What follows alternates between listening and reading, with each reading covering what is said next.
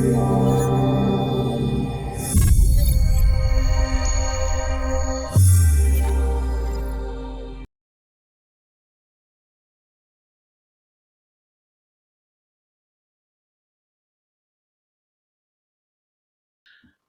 everyone, good morning, good afternoon or good evening from wherever you may be in this beautiful world, and joining us today on Intimate Conversations. It's such a pleasure to introduce to you the beautiful Lesley Dixon.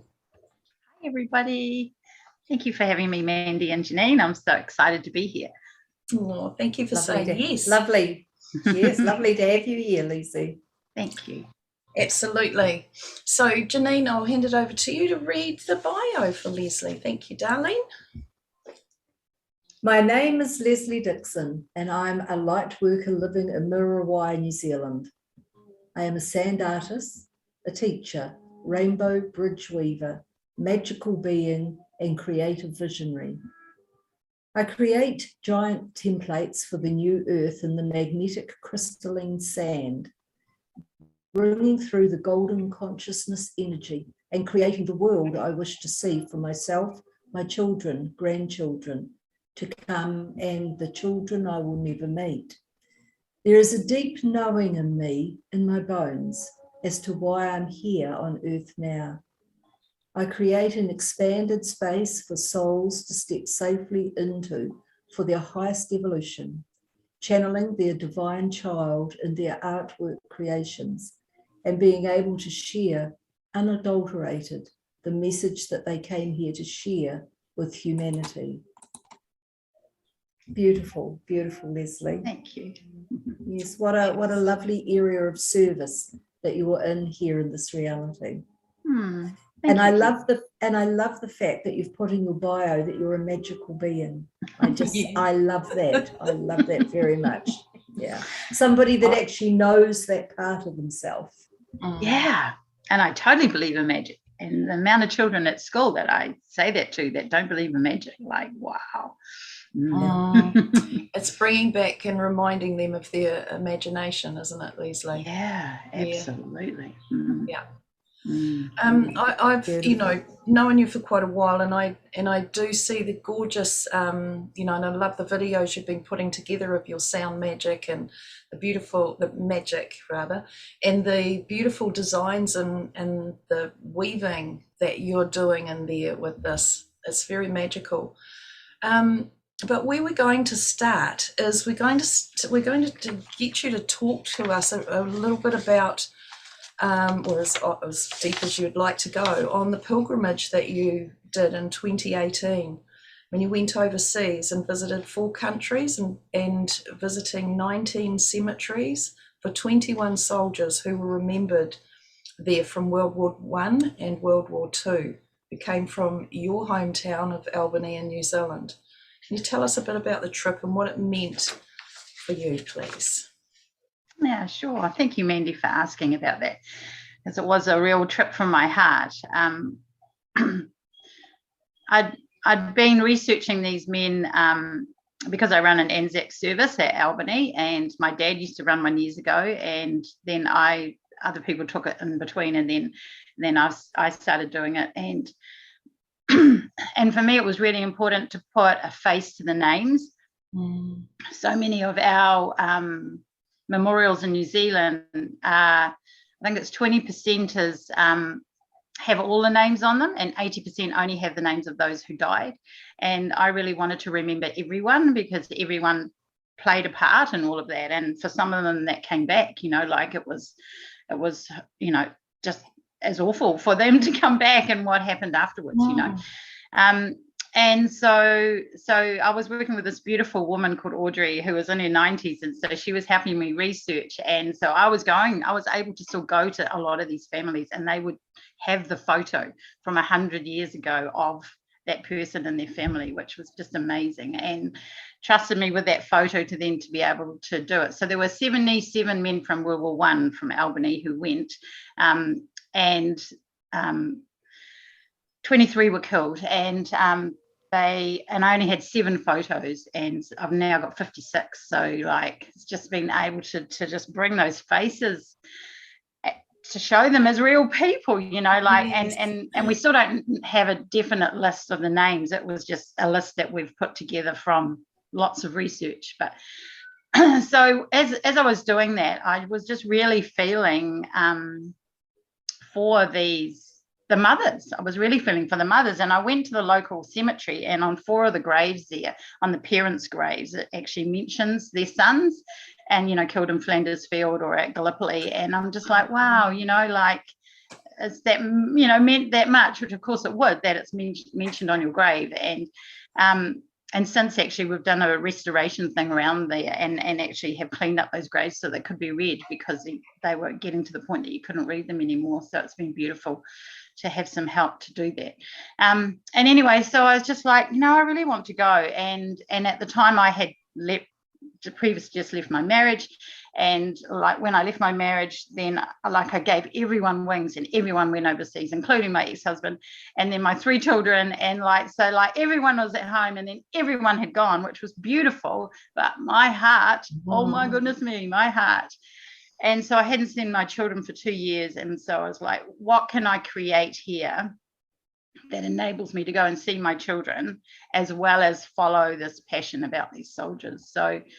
So I created the 66 Days of Amazingness and went off on this incredible journey. And and what was, there's so many amazing experiences, but kind of one of the big things on the plane on the way over, I was listening to some Tibetan monk chanting or something, and this whole big channel came through for me about partly what I was doing there, and it was around the elementals, and the elementals who had also been injured during the war, and especially the dragons who were caught in the land, with injured wings and all these things. And I was like, wow.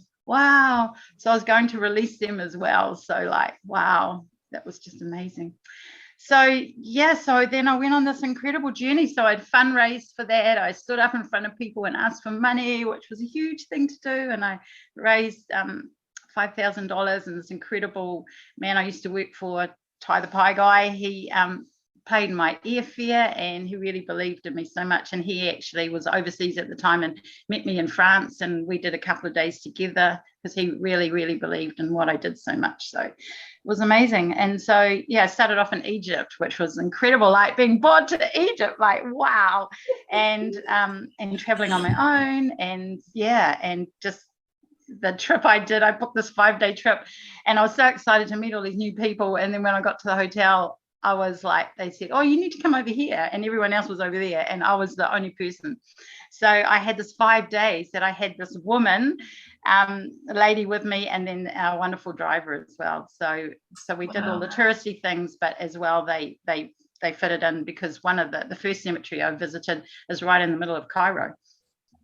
And it was just like walking into this oasis, it's 40 degrees outside, and you come into this place with trees and green grass and everything, and beautiful man in his white uniform, and then he takes you to where the gravestone is.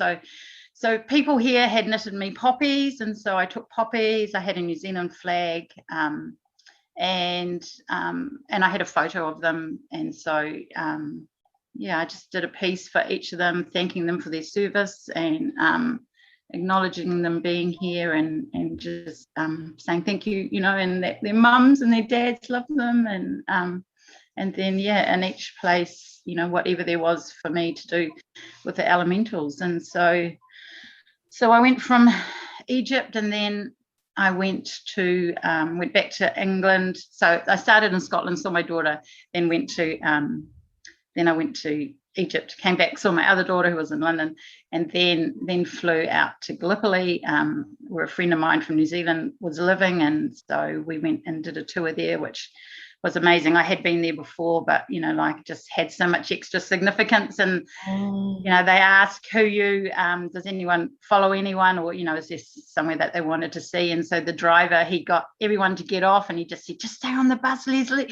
And then we went off further up, and they stopped, and and it's so beautiful, so honoring. Everyone gives you however much time you need, there's no time in that world. It was so beautiful. And yeah, and so I went back where she lives, right in the middle of Turkey as well, and then came back, and then from there I went into France, and then I hired a guide for the day, this incredible man who took me to 9 different cemeteries, and he just had such a incredible wealth of information. But the very first cemetery we went to, there were 2 men at, and the things you learn, the hospital cemeteries, everyone's buried in date order, because of course it's the date they died, and so it was kind of easier to find people. Otherwise it's quite random, but there is a map obviously. But this man came up to us and asked what I was doing, and he had been putting together something of that cemetery, and he couldn't believe I had a photo of it, so it was such a Wow. A big plus for me that what I was doing affected so many more people, and I was able to share that photo with him, and and that was a really special day that day. And that was where I really felt the dragons in the land, because in that land around the Somme was just, everything was obliterated, not even a tree was standing, and it was so weird to stand there now, because it's where all the food's grown, and so there's just crops everywhere, corn and everything. But then when you're standing at one cemetery, you can see the next cross to the next cemetery, and yet in between is all this green lush food, like wheat and corn, and so it was amazing. So it was really special. And then Ty, the pie guy, I met up with him, and he had a friend, and we drove around and went to a few different places that he wanted to go to as well. And there's an all-black captain, the first all-black captain was killed, and so we went to see him as well and honor him. And so it was incredibly special. And then my son lives in Australia, so I saw him on the way home, so got to see everybody. And I'd won this Reiki gift that I had on the way, and I had it on the way when I got home. And the first thing that came in when my friend did this Reiki treatment, and was this big, she said, there was this big dragon just landed, like, oh my gosh, and there was fairies, and there was just things everywhere. She said, I've never had that happen before. And I was like, oh my gosh, that dragon's come from releasing it in the land. Yes. It was so powerful. Oh my gosh, so powerful. Yeah. Beautiful. What a powerful and an honouring journey that was. And the part that I'd like you to speak into now, Lesley, is that part of you that knows the reality as a multi-leveled reality, and how you were there for what happened here in this physical reality, that journey, but you were also there honouring the elemental kingdom as well, and the dragons that fell, and all the effect that was in that kingdom as well. And so it's wonderful to have you on here and have you in your knowing of life as multi-layered, multi-leveled. And this is the way of the future. This is where we're moving to more and more, as all the layers of reality come together as one reality. And you already got a foot in that other kingdom that's growing now in the hearts and minds of human beings, because it's the natural world, it's the natural way. So it's just lovely to hear you speak to that in such a natural way, because it's such a natural part of your life. So would you like to share now how it is for you living, knowing both the realities, the physical one that you're embodied here in the human body, but also that beautiful other realm that's as real, if not even more real than this reality right here? How is your life from that point of view? Wow, that's a question. just naturally on your day-to-day life, and your what happens for you, what you see, what you feel, what you experience. Thank you. No one's ever asked me that before. Well, I love children. I have 3 children of my own, obviously, and I work with children at school. I work with our special children, and I really see their gifts, I guess. I mean, I know I see their gifts, and But this is how I come to school, like I wear my crown, I have children say to me, do you go to the mall in those clothes? Are they your real clothes? Do you go to the mall in those clothes? And it's like, yeah, I do. And I thought, oh, I wonder if my kids ever thought that. But yeah, so I guess one thing I wanted to speak into, my daughter, when she was 8, she really believed in fairies, and I really remember believing in fairies. And when I couldn't get to sleep, my mum would tell me fairy stories. And there's a picture of me at 7 dressed up as a fairy, so I really remember that. My daughter wanted to write to a fairy, and so she started writing, and for 3 years she wrote to fairies and different ones. And so I was the fairy queen, and then I was Lavender, and I was Pip, and I was all these different fairies. And like I would come home, I was working at Pack and Save at the time, and get home at like 11:30 at night, and there would be a little letter by her bed, and I'd either reply to it then, or else I'd just leave some glitter there, and take the letter and then answer in a couple of days, because of course, she's a prolific writer. And it was just this beautiful place that I learned things about her that I didn't know about as her mother. She would speak to me about different things, and so it was such an amazing insight into her and how she worked and how she was feeling. And at 15, she put all those letters into a beautiful album, scrapbooked them into an album. They meant so much to her. And then at 21, like I had kept all hers, and I had everything all in a shoebox, and because she had stitched cushions and made little chairs and all sorts of things, and so I gave it all back to her for her 21st. So that connection was really strong in that place. But for me, walking my world, I've been working for Conscious Kids, and these children came running up to me and said, Lesley, there's a fairy door on the playground. And I said, is that cool? Let's go have a look. And so they were showing me, and whoever makes the playground, that's their symbol, is this little fairy door on the bottom, which is beautiful. And I said, oh, well, let's make a little fairy garden for them. And so, we've got sticks and stones, and they're collecting leaves and everything. And we made this beautiful garden. And I said, oh, I wonder if they'll come tonight. And they said, oh, this was so much fun. And anyway, they left, and I was just like, oh, wow. And I thought, oh, I could write a letter for them, and then if they come back tomorrow, because I wasn't there the next day, if they come back tomorrow, then they could see this letter. Wouldn't that be exciting? So I wrote this letter and went and hid it up by the playground and amongst the garden that we'd built. And then I went down to the beach, because I was right on the water, and walked, just did this little walk, and in this little wee moment, I found this amazing ring, so this is this beautiful, beautiful ring. So it was a total gift from the fairies for me. Yes. A total gift. There is 100% no doubt in my mind that this was from the fairies for what I did and how I connected those children to that and doing that. So this is my world, this is my world. Yeah.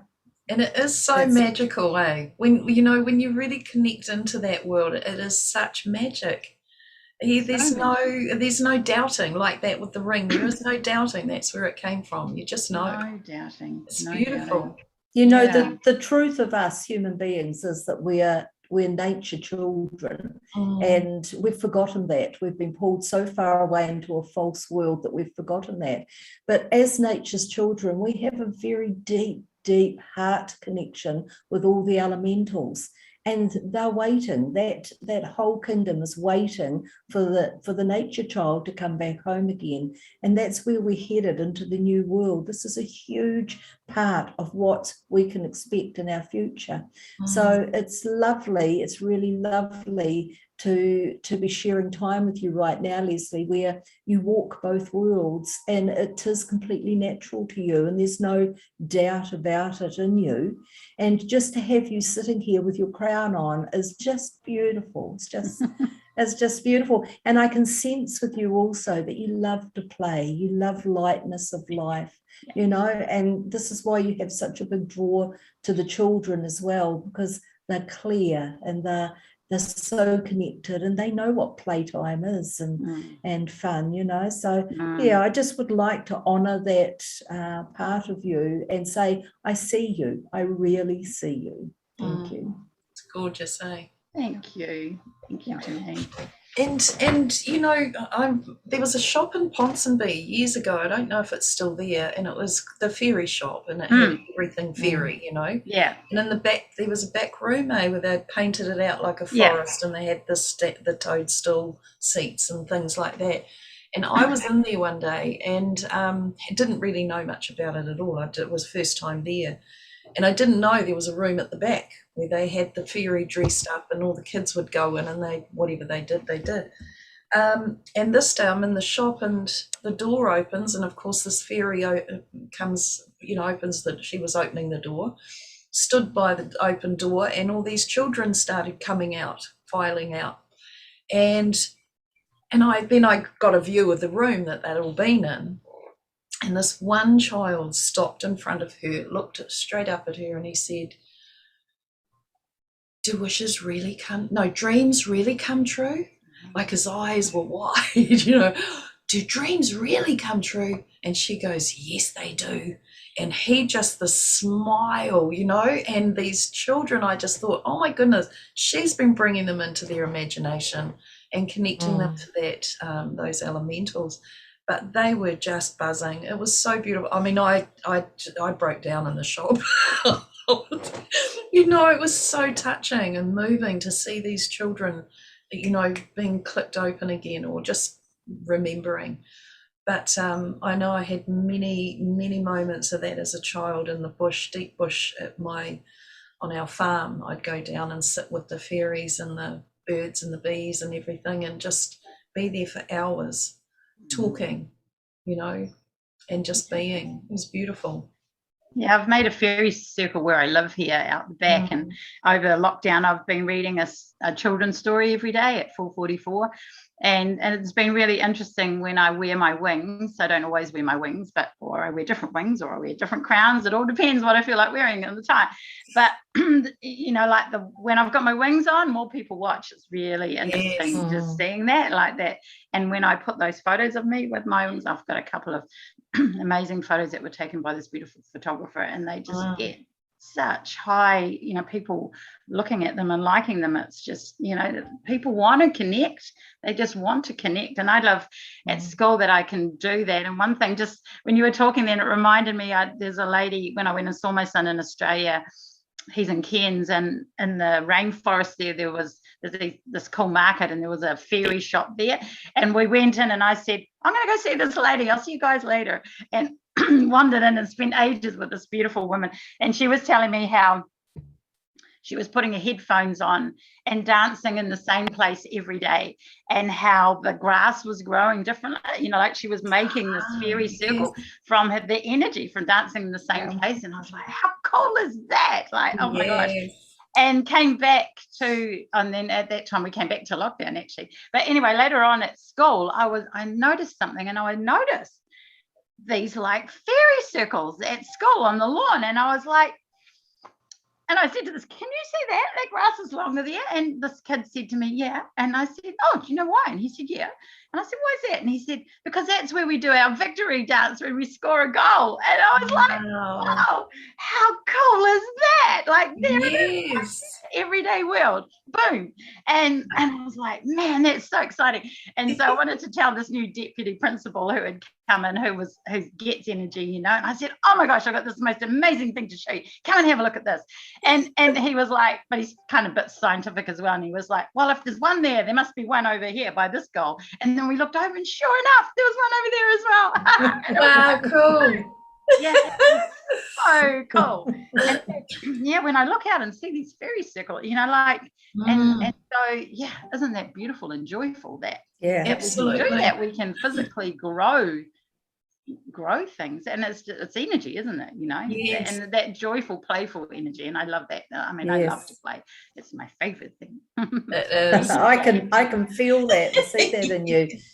You know what you do, Lesley, is you give the children permission to be themselves, and you feed their imagination, you help keep it alive, whereas so many adults, and I say this from my own personal experience with my father and mum, is that we're told that imagination is not real, that it's just fantasy, and fantasy is meant to be kept in storybooks and things like that, you know. And imagination, as you know, is very real. It's the doorway into the other realms. And when we add belief to it, we manifest it here. And so you're in such a perfect role that you in service, not just the other parts of you, but the part that's with the children is so important. Absolutely. So vitally important. Yes. Yeah, so it's just beautiful. Yeah. Beautiful to see. It's lovely to listen to you and feel your effervescent energy as you're talking. It's just like bubbles in the champagne bottle, golden bubbles fizzing up. It's just beautiful. Oh, well, that's what I love working with children, because they are so amazing like that, you know. And I got this amazing book called What to Do with a Chance, and I've read it in lots of women's circles as well. It's such, you know, so many books written now have just such amazing messages for us all, and who doesn't like to be read to, you know.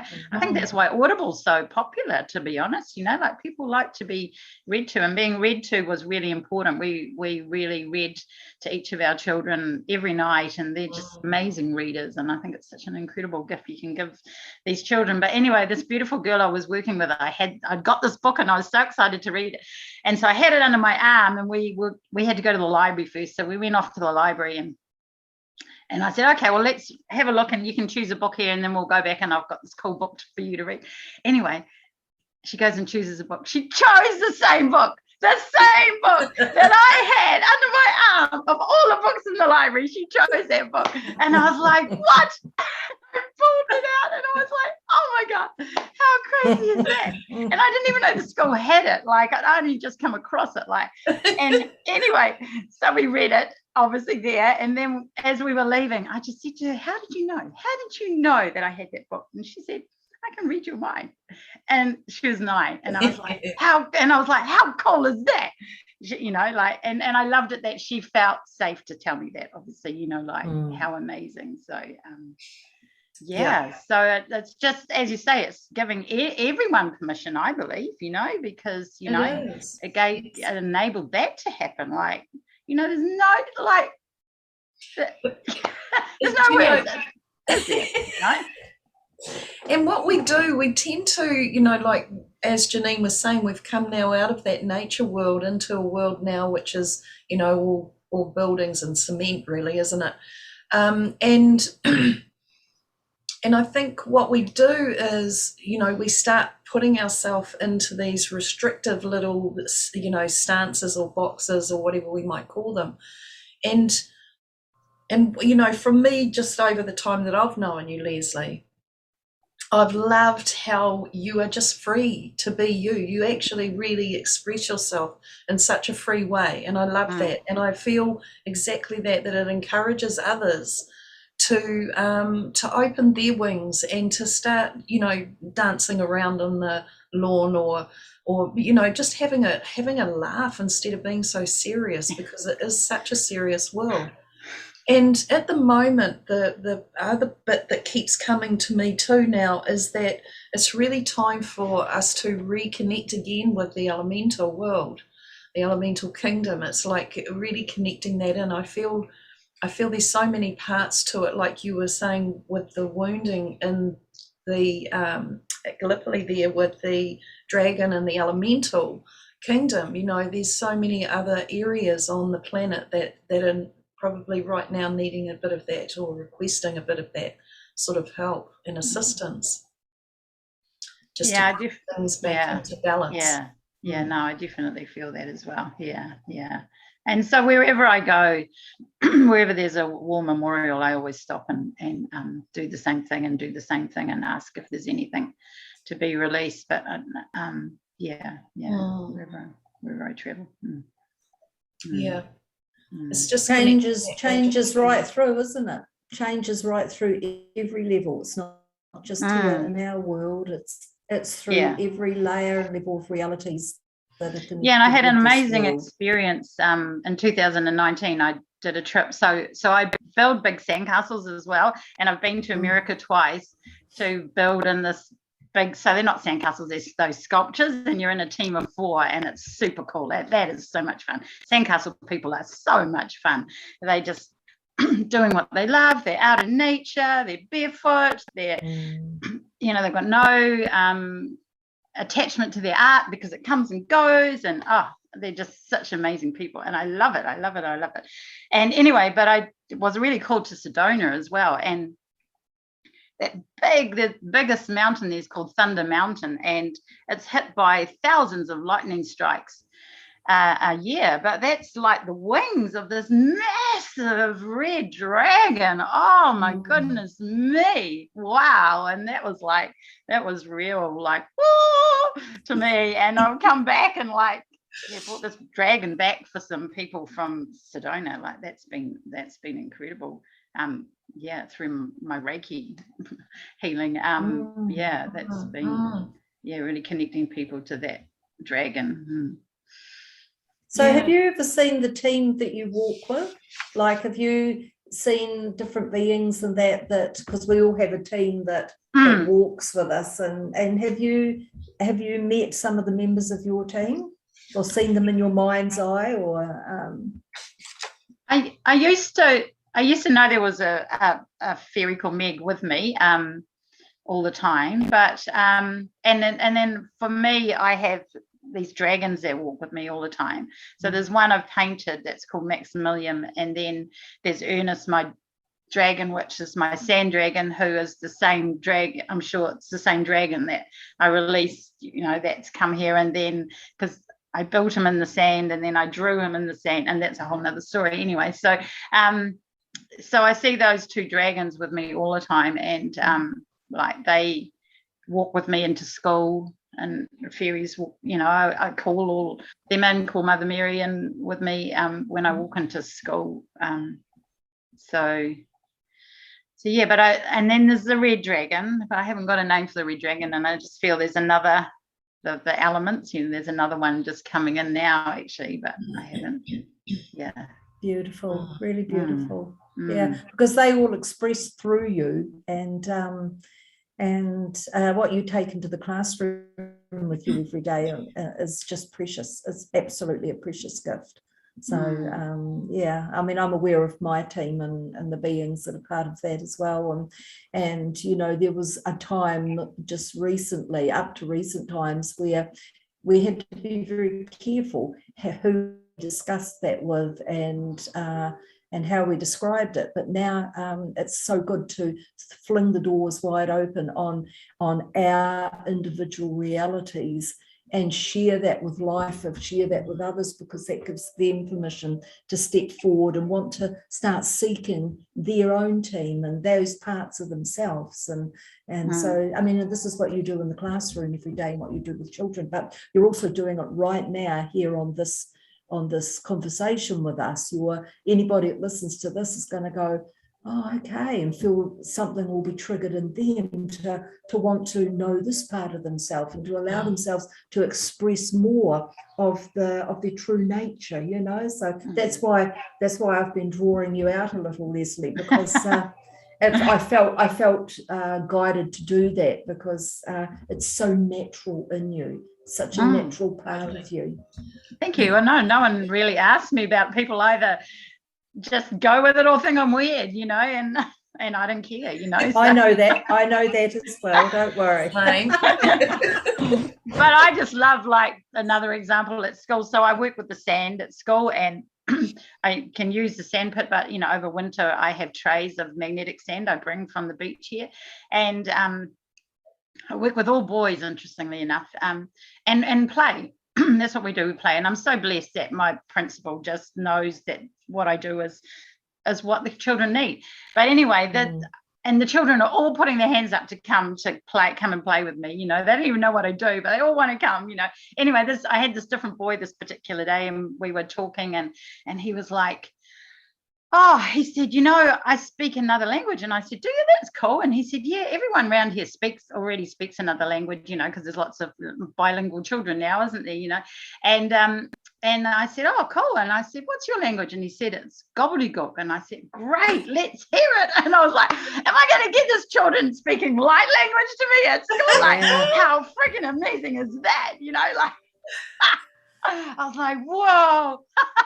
And then I was like, oh, I can talk back to him. But then a teacher or somebody came past, and anyway, that moment had gone. But it was like a real door for me, like, wow, this is a possibility. And I was like, wow. Because of course, so many kids do that. And so many adults can probably say that they had their imaginary friends or spoke a different language or something, not knowing that it's this light language that's inherent in us, you know. Yeah, so I was so excited. I just so wanted to speak light language to him as well.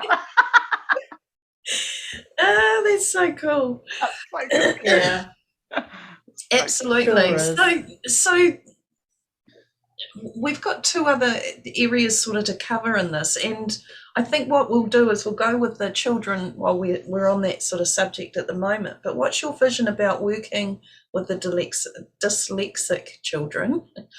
And helping with their creativity through play. What's that? Well, I've been feeling that. So I mostly work with autistic children at school, but but there's lots of, you know, obviously so many dyslexic children. And what became really apparent to me last year was the children, there's so many more children writing their numbers backwards, you know, but that's their message. They're like codes. It's not a backwards number. And there's this beautiful child at school I call my galactic buddy, and I made a 5 out of Play-Doh and held it round, you know, the wrong way and showed it to him. I said, what's that? And he went, that's a number 5. And then I put it round the right way and I said, what's that? And he said, I don't know, it's not even a number. And to me, that just is totally what it is, you know. And so like it really became apparent to me that they needed some support in that, because all they're being told is that it's wrong. And, you know, I met this boy who did this amazing art and he was only 5, and I said to his teacher, wow, like, look at that. And she said, oh yeah, but, you know, like, you should see his work. It's this mess. He can't write on the straight line and his letters are all backwards. And I was like, yay, you know. But of course that's not what the teachers want to hear. So so I'm just like, can he come see me? But so I did a piece last year in the Sand around the numbers and bringing the numbers in through the stratosphere and then turning them around into reverse, and just like really supporting the children, supporting that those numbers are okay to be backwards. That, you know, that and that whole piece that was in my introduction about us all having a message to come to the world, you know, that we're, and in the Sand there's it's such a big expansive place. It's not a little A4 piece of paper that you have to try and draw something on. That I've had some people come and they've just been able to express themselves more creatively because those barriers and borders aren't there. And so my wonderful friend Chantel, the first time she came to me, I gave her a rake and said, oh, you know, can you just have a go at drawing this koru on this piece? We're doing the infinity loop. And she just burst into tears and she said, I can't do that. My mum told me I was stupid. I was told I was stupid at school. Not my mum told me I was stupid, sorry. My mum would take my colouring off me because I weren't colouring in the lines. I was told I was stupid at school, you know, like, and all those stories with her being dyslexic.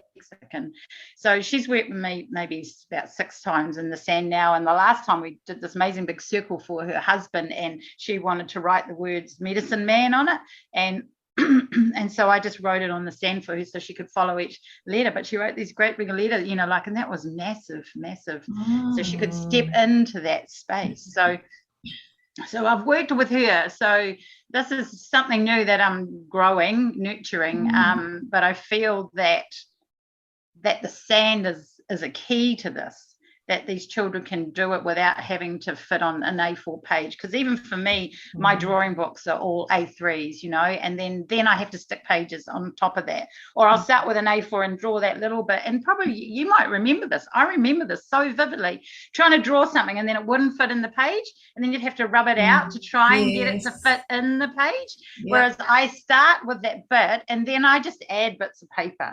out wherever that needs to go, you know, like, and so it's just a whole different perspective of doing that, isn't it, you know? And so just even that from an expansive space. But I'm just looking, I've been doing this really cool stuff at school, but I didn't think to put it in front of me here. So what you're actually doing, Lesley, is you're sorry, I just wanted to say this one little bit here. You're actually pushing the boundaries out of that A4 page by adding other pages around it. You're pushing the boundaries out, which is symbolic for what you're doing right here in this reality with all the rules and regulations and what's real and what's not. You push the boundaries and you show what can be real. And I was just really with that as you were saying that. Yeah, absolutely. Yeah, thank you. And it was this amazing picture, and I was in a workshop I did, and my friend said, I wish I'd like time-lapsed you, because you were just like this crazy woman, like just sticking pieces of paper here, there, and everywhere. And I drew this beautiful woman with her arms up, and she had all this fire behind her, just going, you know, right from a yoni up and out, and like, so powerful, such like, just like right behind you, you know. But it was, I just can really feel that restriction, you know, in my body about that, trying to fit that in, and then it wouldn't fit. And so then you've lost that moment, haven't you? When you've rubbed it out, you've lost that moment. Yes, absolutely. Bringing it all in, and you're really just showing there's no boundaries, you know. It's limitless. And I'd love to show you this piece. I've seen it. Go grab it.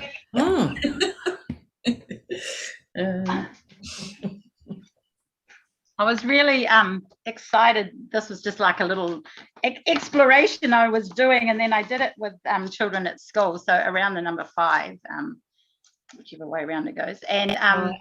And so like this, to me, this is like this is where we're living currently, right? And like nothing makes sense, and it's just like I'm walking around going, I don't understand. I just don't understand. And so then it becomes this, and it's like, oh, that feels so much better. Okay. And then to me, that feels like more complete. But then, of course, there's a whole nother world, isn't there, you know, that we, you know, and so like, like, wow, doesn't that feel better, you know, like, and so that piece there, I expanded out, because see, it's got these little bits here, and it became this, which is still the number 5. And then it becomes a number 8. Like, how cool is that? And one number becomes another number. Like, isn't that freaking amazing? And then to me, this looks like new DNA. And also a spine. And so like I've drawn this in the sand with 33 vertebrae, this massive big spine, you know, but like, how cool is that one number becomes another number, right? And so then I did the number 42 because I love the number 42, and I did it in gold just because I can, because it's so beautiful. And look at this. Oh wow. Oh, that's fabulous. Yeah. Look at that. Wow. Yes, it's beautiful. What a wonderful design. Yeah. Gosh. Yeah. Wow. You almost get images. Look at the butterfly in the middle. Look at that butterfly. Yeah.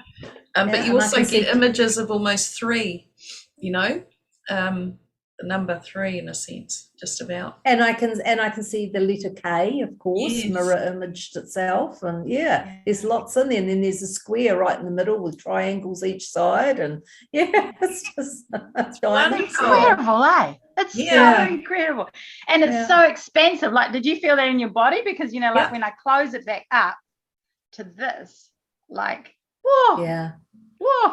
I mean, it's not so bad because it's 2 numbers, but when you close it down into 1 number, it's just like, but then you open it back up. It's like the normal world, which isn't the normal world. Yeah, that's right. So I was doing this with, I got to do this with children in bubble school, and it was so cool what they did. And then this boy went and drew in the chalk on the playground with me as well. And he was like, look, Lesley, the number 3, and then it becomes a number 8, and then it becomes the infinity loop. And I was just like, wow. And he was able to translate that from that. And that's what this is, you know, so this is what I also think with dyslexic children, you know, like, this is just, it's working with a different reality, isn't it? It is. and it doesn't have to be a thing, you know, and it doesn't have to look like anything. It's whatever it looks like. And it turned out that the woman in the class that I was working with was dyslexic. And when she had to go, she had to work out all the different ways that it would turn out. Like, so she showed me something that I hadn't even thought about. Like, and I was like, wow. So, wow. Mm.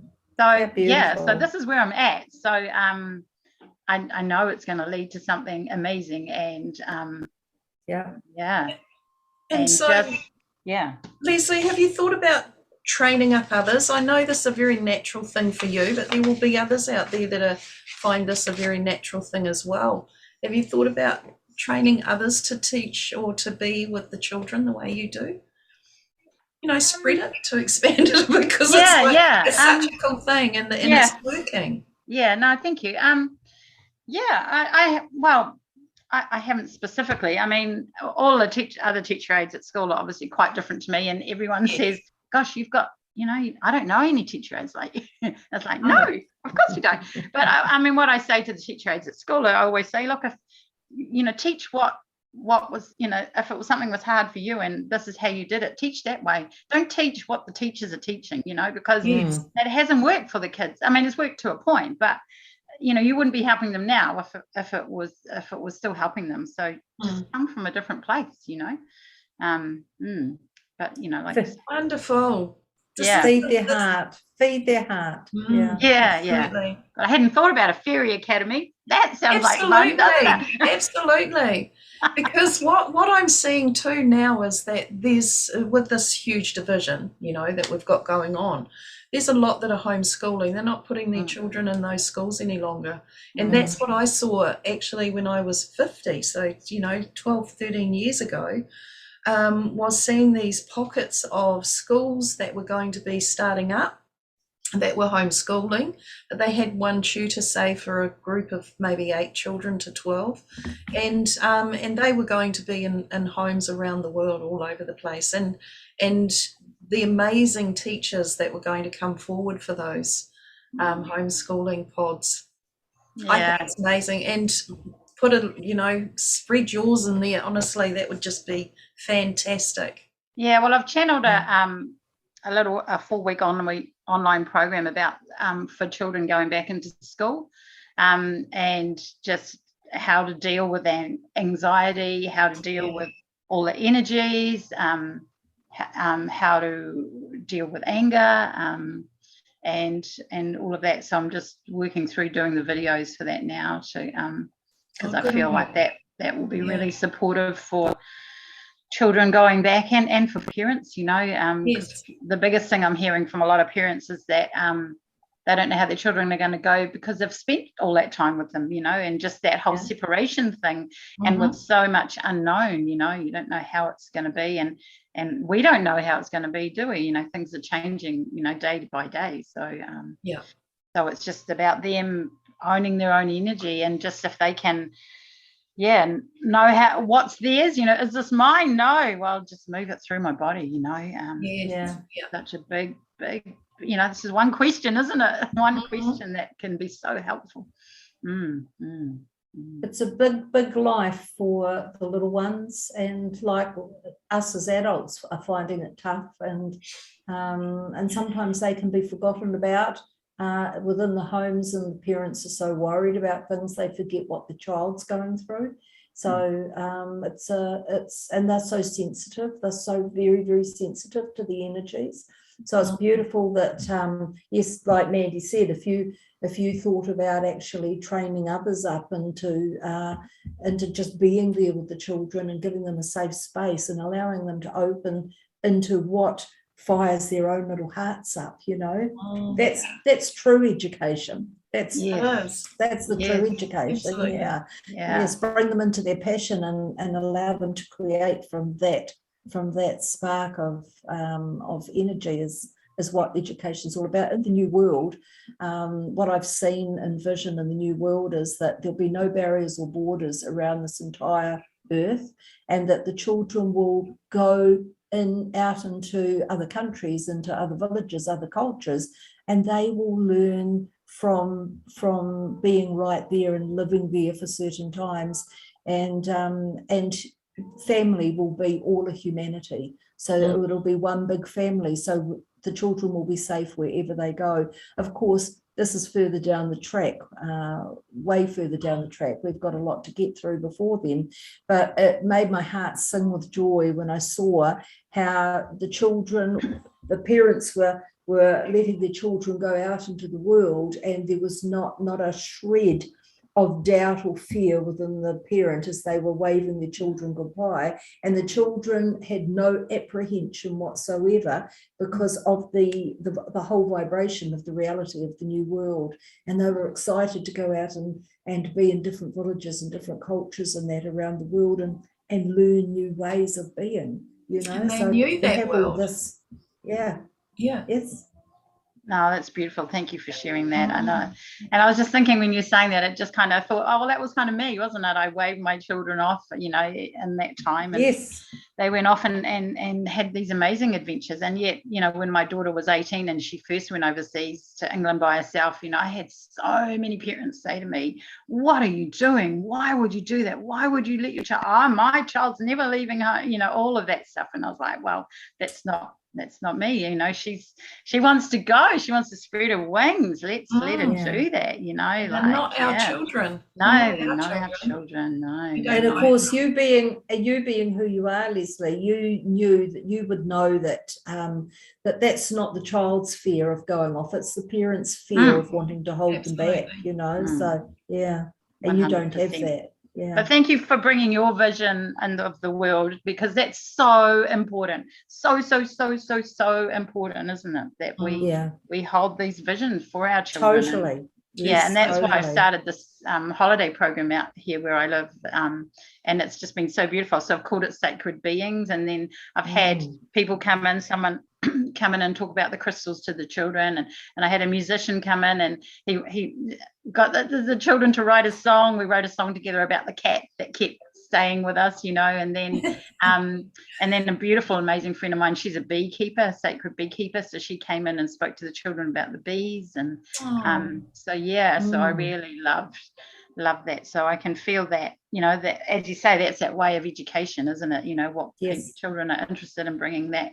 And there's a woman, there's Alfriston College in Auckland, they've got a online magic school, like it's like our own Hogwarts in New Zealand. Like, it's so super exciting. You have a look at that, Google that, and it's got all these amazing things, and it's got like the Dr. Emoto's, you know, water consciousness videos and all that stuff on it, and it's like, yay. And I really wanted to talk to the school about this term, because we were doing discovery. I was like, how can I bring in water consciousness with children? Like, how can I? Beautiful. So what was the name of that online school again? Because the Alfriston College, ALFRISTON.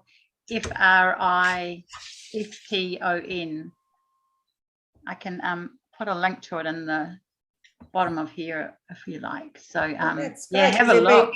There'll be a lot of people. I've spoken to her. She's an English woman, and she's just got amazing, and it was so lovely because she was talking about how she'd met a man not far away who had all this land, who wanted to have a community and have a school, and he had all the money, you know, like, and so it's there. It's like they say it's there. We're just making these connections, isn't it? You know, like but it was she's been working on it for 7 years to get it. Oh, good for her. That's great. So exciting. That is great. And then that's, you know, more and more that sort of thing is going to be happening now, building this new earth, new world, new, yay. Yay. And I was thinking yesterday, it was a bit of a channeling I was doing around children and devices, actually, because I still have a bit of a thing about it, you know, a bit of a trigger about it, and especially working with these children, because I saw them quite addicted to it at school, certain children, and I can feel that, but then I was like looking at it as well from their perspective, and you know, the ones who are doing Minecraft, you know, they're creating their own world, aren't they? That's what they're doing, they're creating their own world.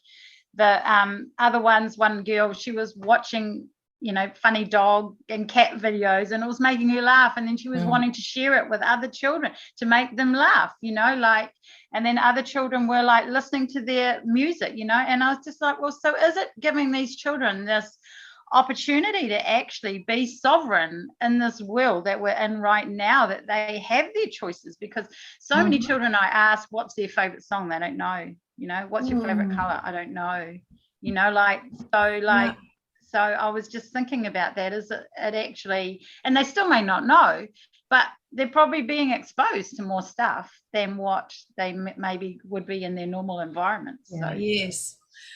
Years and years ago, my oldest daughter was in what would be intermediate, but it was in a primary school still, and that teacher that she had, he was actually the headmaster of that school at that time. He would write up everything that they were meant to be getting done during that day, the English work, the maths work, the whatever else.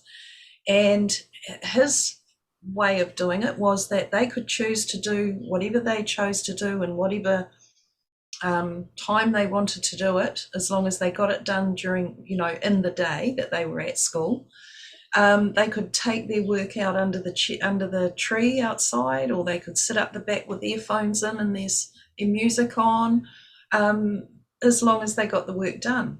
And they did, and they were all happy in their own spaces, choosing where to be and what they chose to do first, whether it was maths, might get the worst thing out of the way first and leave all the good stuff till last, or whatever. But they did it in their time and in their way, and it was a way smoother process than sit here, do this right now, and you might not be in the mood for maths, and you want to be reading or something. Yeah, so it was great. Yeah, 100%. Choices. And often the children, if they do get in that flow, then it's like stopped. It's like, okay, it's 12 o'clock now we got to stop, so that flow isn't able to continue. And what I see constantly is just constant unfinished work, and I'm just like, well, where do you get any sense of satisfaction from being at school if you don't finish anything? We know what that's like as an adult to complete something, don't we? But if you're just constantly just starting things and never finishing things, that can be challenging as well, I think. Yeah. Totally. Yeah. I noticed on your Facebook page at the moment, just changing subject here, I noticed that you've been doing a 66-day of up-leveling myself and reporting in each day. And so you're up to about day 65 now. Yeah, what a commitment that is. Would you share with us how you're up leveling yourself and how the last 65 days has been for you?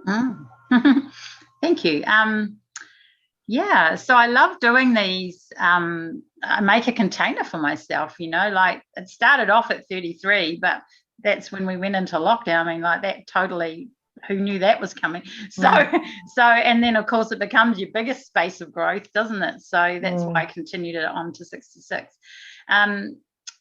So for me personally, what I have been, the journey I've been on is self-care, actually, and 100% choosing myself before anyone else, because I'm such a Cancerian mother and sharing, and I love sharing and love being with other people and everything, and so just finding that opportunity to really look after myself, and self-care has been a big piece. So sorry, my thing's just running out. It's talking about self-care. Charge a battery.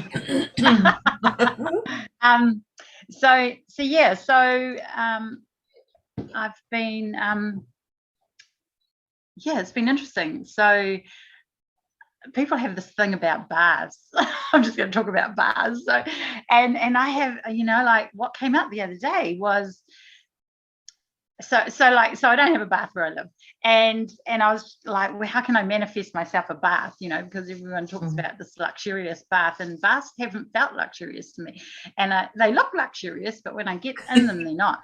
But anyway, I manifested this bath at my friend's house that I'm in her bubble, and it looks right out to sea, and I could see the sunset. So like, this was like next level amazing bath, and I'd put all the flowers and herbs and things in it, like they talked about and everything.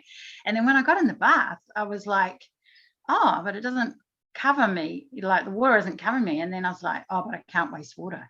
And I was like, wow. Right.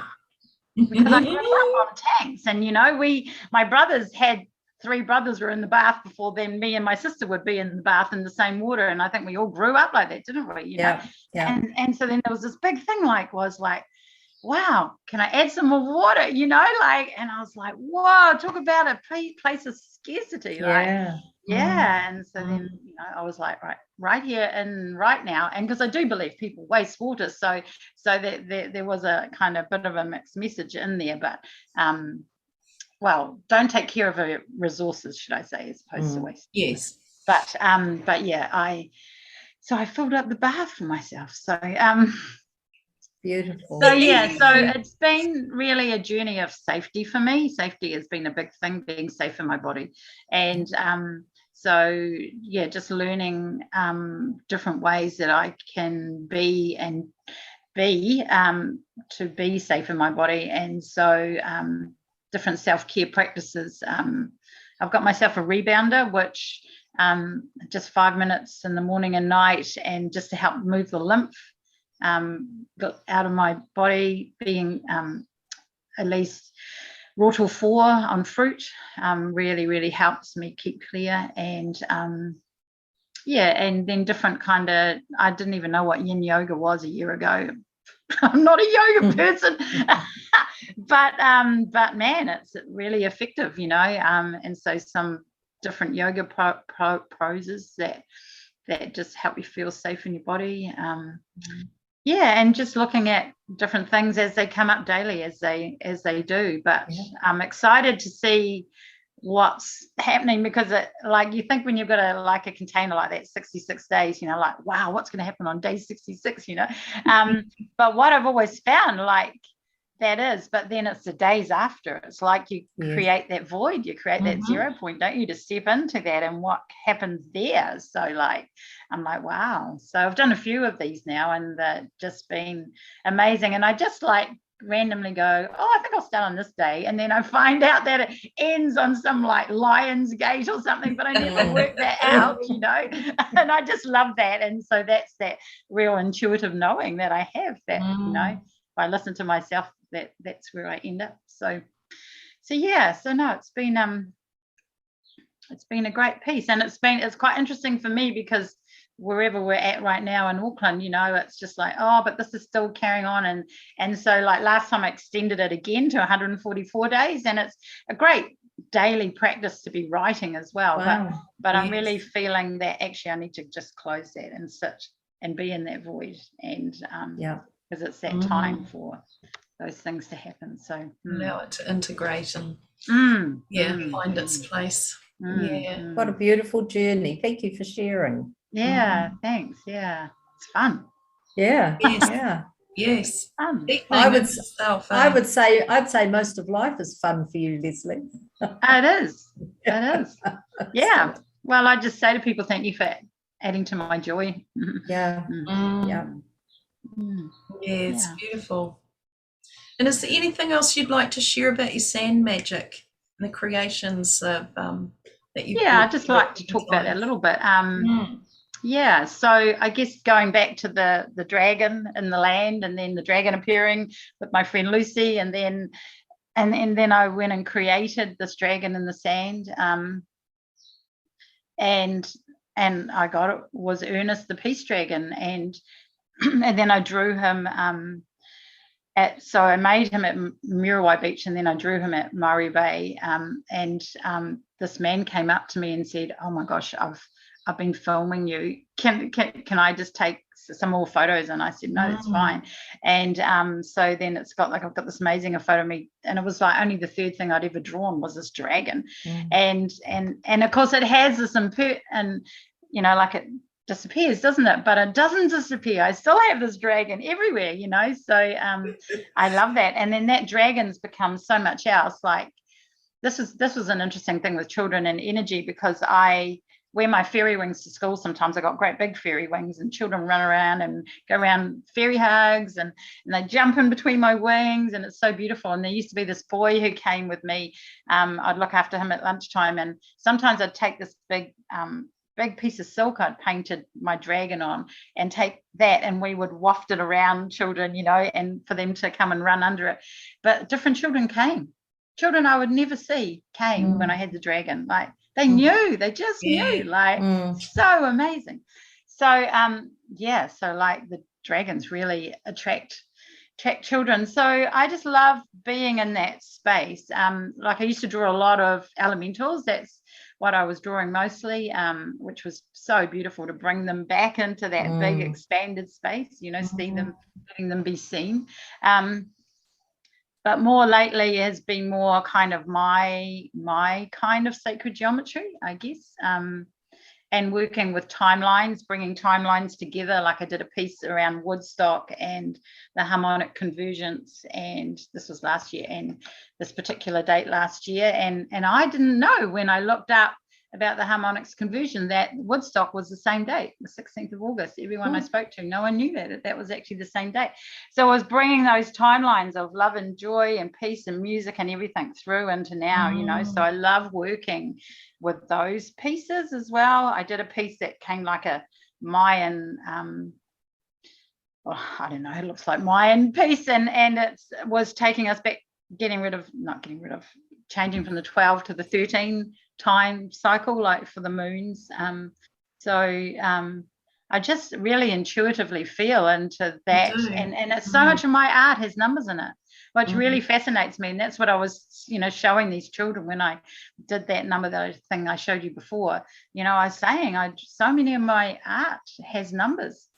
It's and so it's bringing those expanded spaces, and I feel like I know I am bringing through these new templates. But one I did in Piha, which was really amazing, with this woman, when I climbed up Lion Rock to do some channeling, and a friend had a bowl and they were standing in the center, so they become this whole big amazing beautiful synergy, incredibleness. The life-saving van thing drove round and drove past, and I remember thinking that was really significant, and I couldn't remember why that was. But when I looked back a year before, I had drawn a piece with my friend, and when we got there, the lines were already on the sand, and we used those lines, and then it was for him to carry on his own journey, you know, not to follow this line anymore, but where was his journey. But in this one, it had to go around us. And for that particular piece, this woman had channeled these symbols in the 90s. And then when she met me, she said, look, we've got this work to do together, and we did it together. And for this particular piece, I felt it had come up from the ground, whereas normally I feel like it's maybe more coming down, but this was definitely in the land. And that van driving past really proved that to me, because there was nowhere else for it to go. It had to go around it because it had come up from the earth. So that felt like a real ancient piece. But what I'm really seeing now is, you know, like it mirrored everywhere. You know, I'll draw a circle, and then there's a circle in the clouds, you know, like just so incredibly powerful, man. So yes, Lesley travels, so in her car, in the boot of her car, she has all her buckets and her rakes and her shovels I do. and everything for her to do her sand magic wherever she may go. Wow.